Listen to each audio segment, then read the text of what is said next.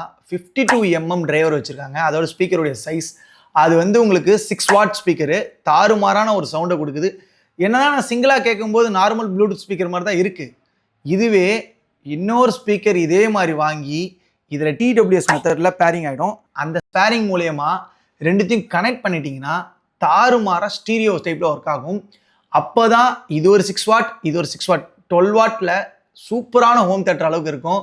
நீங்கள் suppose projector வச்சுருந்தாலோ இல்லை TV வச்சுருந்தாலோ உங்களுக்கு சவுண்டு கம்மியாக இருக்குது அப்படின்னா கண்டிப்பாக லோ பட்ஜெட்டில் இதை வாங்கலாம். இதோட ப்ரைஸ் என்னன்றதை இந்த வீடியோட எண்டில் நான் சொல்கிறேன். நான் வாங்கின ப்ரைஸும் சொல்கிறேன், இப்போ கரண்ட் ப்ரைஸ் என்ன இருக்குன்றது சொல்கிறேன். நீங்களே வாங்கலாமா வேணாமான்றதை முடிவு பண்ணிக்கோங்க. அப்புறம் இதில் இருக்க ஒரு பாசிட்டிவான விஷயம் என்னன்னா ப்ளூடூத் 5.3 கொடுத்துருக்காங்க. அதனால தான் இந்த ஸ்டீரியோ டைப்பு, TWS, அப்புறம் நிறைய மல்டிபிள் கேஜெட்டோடைய கனெக்ட் ஆகுறது இது எல்லாமே பாசிபிளாக நடக்குது. இது கூடவே இன்னொரு சூப்பரான விஷயம் என்ன கொடுத்துருக்காங்கன்னா